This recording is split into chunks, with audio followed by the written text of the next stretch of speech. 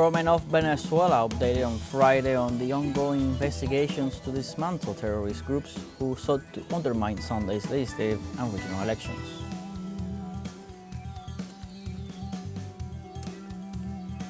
In Panama, workers and social organizations mobilized in defense of democracy and human rights. In Yemen, thousands take to the streets in Sana'a to express solidarity with the Palestinian people.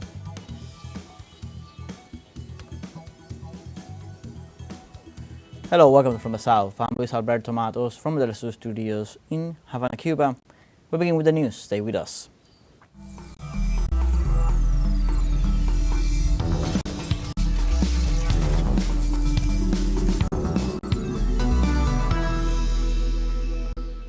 In Venezuela, the Minister of Interior, Justice and Peace, Diosdado Cabello, reported the arrest of Juan Pablo Guanipa for leading a network of terrorism and conspiracy aimed at subverting next Sunday's legislative and regional elections. During the operation, notebooks and electronic devices were seized, which provided valuable intel on those involved, the financing structure, and targets designated for terrorist attacks, such as embassies, hospitals, police commands, and public services. The terrorist plans also targeted politicians and leaders of both the Bolivarian Revolution and the opposition that will participate in Sunday's elections. In this context, over 400,000 security officials are deployed throughout the country to ensure Venezuelans' peace and tranquility. We were informed that there are certain persons offering money to generate violence, and one of them, we told the person to accept, and we just captured the contact. The contact has some telephone devices with an array of information, relevant information for the investigation, and so early at the crack of this morning, we just captured one of the leaders of this powerful terrorist or this fearful terrorist group. Trade unions will march in Panama in defense of democracy and human rights to push the government into meeting their demands. This is part of the indefinite strike to reject Law 462 of the Social Security Fund. The rally will set off from Urraca Park and it will head for the presidential headquarters in Panama City. Protesters will be standing for their social rights. Furthermore, demonstrators have shown their solidarity for both Soundtrack's leaders, who have been lately arrested, and the Soundtrack's union chair, Saul Mendez, who is taking refuge in the Bolivian embassy, after pressure from teachers, construction workers, banana workers, and indigenous peoples who have joined in rejection of the law regulating Social Security. Legislators requested President Molino to open a dialogue on Law 462, but he refused.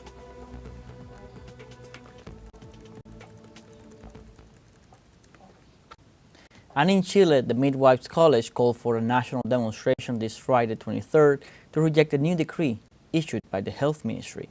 The Midwives College said Decree 243 reduces the labor field of professionals and threatens the sexual and reproductive health of women. The new decree modifies the criteria for categorizing units in hospital establishments. The association points out that maternity and gynecological emergencies will not be separated from ordinary care. The Guild also condemns the fact that this reform was not previously consulted and therefore calls for the withdrawal of this decree and the creation of a technical roundtable with transparency, seriousness, and protecting women's rights.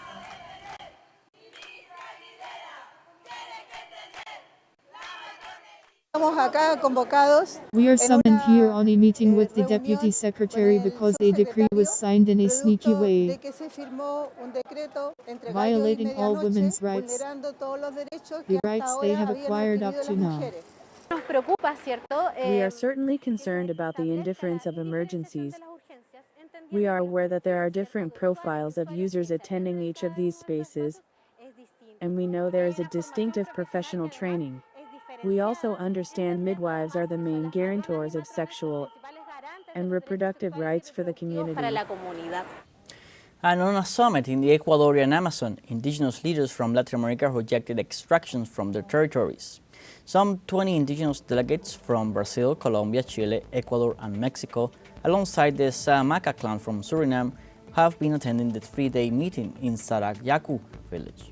On the encounter, they have addressed the violations of nations and companies to the international regulations regarding the protection and defense of indigenous rights. In this sense, they have highlighted that mining exploitation, indiscriminate hunting, and the expansion of agricultural frontiers are part of the common scourge, damaging the biodiversity of indigenous lands in the region.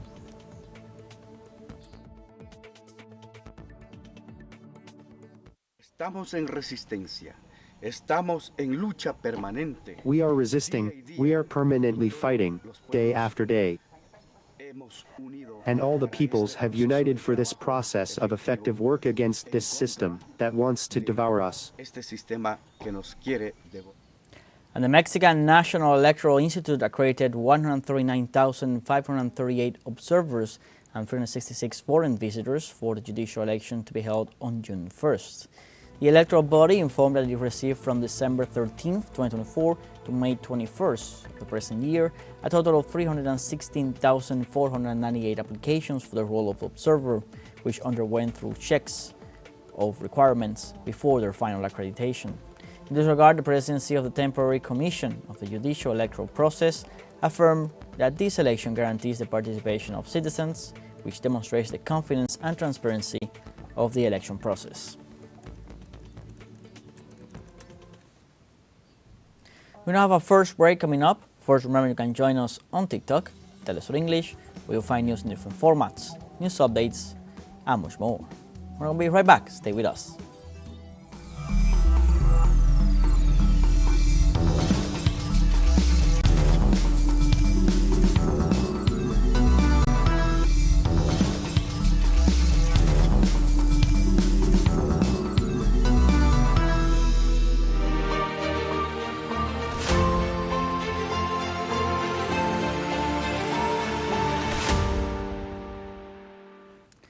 The Russian government reported that nearly 1,200 Ukrainian drones were shot down in the last days. The Russian Air Defense Forces intercepted more than 788 unmanned vehicles on the outskirts of the conflict zone. The Defense Ministry specified that since May 17th, the Russian Armed Forces carried out 12 precision strikes and drone strikes hitting several Ukrainian targets, including the infrastructure of military airfields. Russian anti-aircraft forces also shot down 30 guided aerial bombs, 12 multiple missile launchers, and about 1,548 UAVs.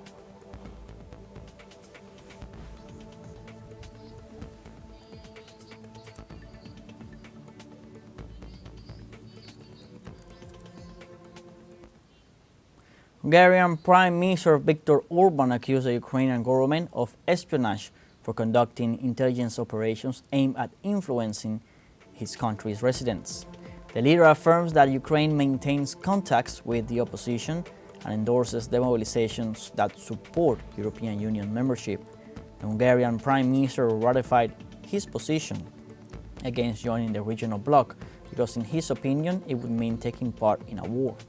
In recent days, Viktor Orban denounced a smear campaign launched by Kiev against Budapest, organized by the Ukrainian intelligence services.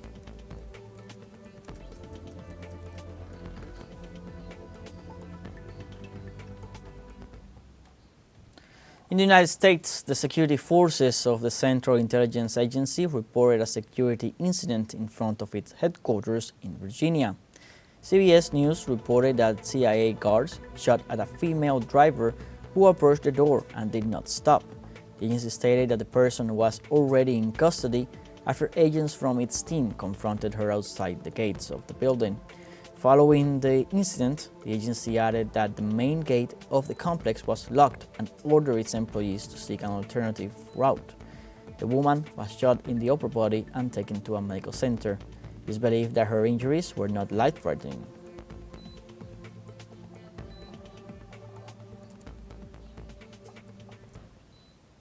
And the U.S. government granted Harvard University a 72-hour deadline to provide information regarding alleged violent activities and protest if it wishes to recover its foreign enrollment program. Homeland Security Secretary Kristi Noem said the institution will be able to regain its credentials if it complies with a series of requirements that include providing video, images, or audio of protests deemed illegal.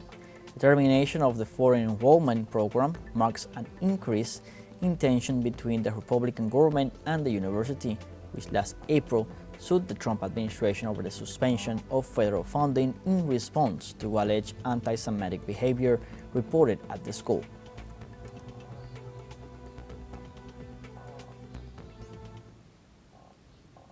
And the United States House of Representatives gave the green light to a bill on Thursday to cut taxes and increase military and border spending. U.S. President Donald Trump called it the most important bill ever signed in the history of the country. Critics of the text estimate that if passed by the Senate, the bill will decimate health care and increase the debt. The mega bill adds new rebates, such as exemptions for tips and purchases of domestically manufactured cars, along with increased funding for border management and enforcement of the president's tough immigration policy. The bill also includes a remittance tax of 3.5% instead of the initially planned 5%, which would be a blow to migrants' pockets.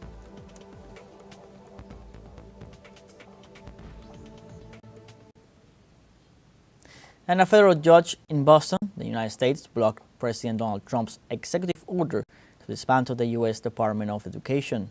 The decision issued by Judge Myung-Jin Yoon orders the reinstatement of employees laid off after massive cuts, following the measure that sought to transfer powers to the states and which sparked criticism for its impact on public education. Magistrate Myung-Jin Yoon decided to block the measure in response to a lawsuit by Massachusetts school districts and the U.S. Teachers Federation, which would imply a reduction in personnel from 4,133 to 2,183.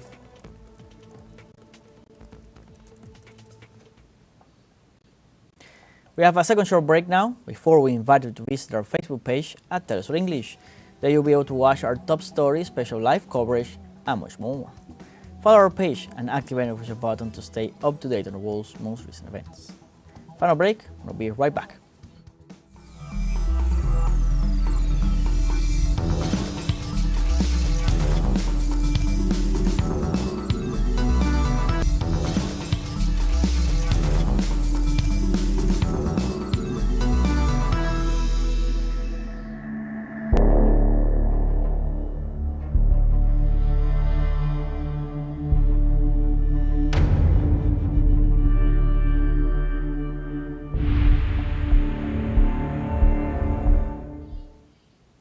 Welcome back. The Palestinian Health Ministry reported that Israeli genocidal forces have killed over 16,500 minors since October 7, 2023 in the Gaza Strip. The entity indicated that among those annihilated were 916 babies younger than 1 year old and 4,000 children aging from 1 to 5 years old. The ministry further specified that the minors' death toll revealed the upsurge of the humanitarian catastrophe that the Palestinian people are experiencing. The Israeli forces targeted children who must have been protected, cared for, and educated. In addition, the institution urged the international community and human rights organizations to hold their corresponding responsibilities for a ceasefire and to safeguard Palestinian children.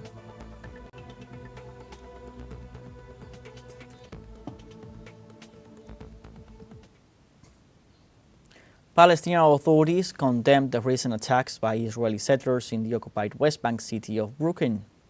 The Palestinian Foreign Ministry stressed that the settlers' crimes are organized and planned in an attempt to displace Palestinians, adding that the attacks are supported by the occupation.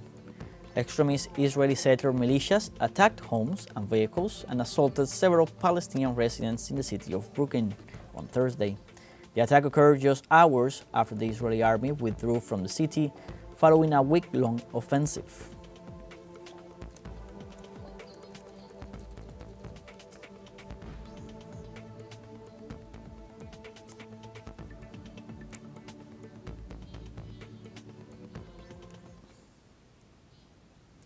In Yemen, thousands of protesters rallied in Sana'a city in solidarity with the Palestinian people in the Gaza Strip. The Yemenis mobilize every Friday in rejection of the bombings, humanitarian crisis and forced displacements in the Gaza Strip since the escalation of the Israeli siege in the Palestinian territories. Other localities in the country also held demonstrations to reiterate their just and honorable position in defense of the Palestinian cause. In addition to condemning the 11-week blockade of humanitarian aid by Israel, in which Tel Aviv allowed the entry of 107 trucks with food and medical supplies through the Kerem Shalom border crossing.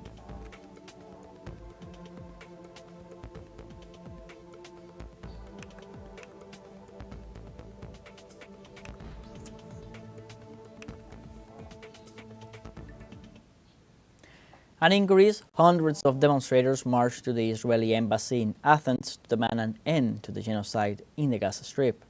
The demonstration, called by the Trade Union Confederation, PAME, gathered a multitude of people made up of workers, professionals, artisans, and some legislators of the Greek Communist Party. Those present carried out Palestinian flags and chanted slogans expressing their solidarity with the Palestinian people. At the same time, they demanded a permanent ceasefire and rejected the complicity of the European governments with the Israeli regime.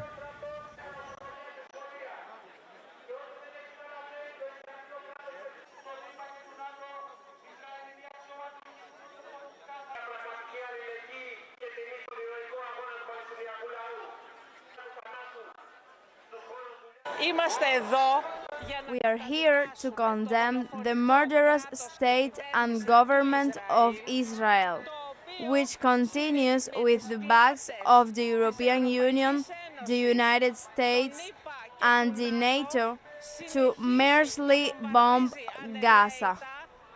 So far, they have a purpose. They have killed thousands of people. They have killed 16,000 children, and today they are depriving the children of Gaza of humanitarian solidarity. There is a genocide going on there for many years, but today it has gone out of limits. Yesterday, I looked at images of small, hungry children. It is clearly genocide. It's not a matter of humanity. It's a genocide of the Israelis against the Palestinian people. In other topics, in the Democratic Republic of the Congo, the Senate decided to lift the immunity of former President Joseph Kabila, accused of supporting the rebel group M23 in the framework of the conflict affecting the east of the country. After weeks of debates, the decision was reached by the Special Commission in charge of examining the petition at a plenary session of the Senate on Thursday, where 88 senators voted in favor, 5 against, and 3 abstained. The ruling allows military prosecutors to pursue legal action against the former head of state following accusations by the Minister of Justice regarding Kabila's criminal responsibility for the massacres committed in the east of the country by the M23 and AFC movements, of which he is a co-founder. For his part, Kabila called the Senate's decision a desperate political act that lacks respect for institutional balance.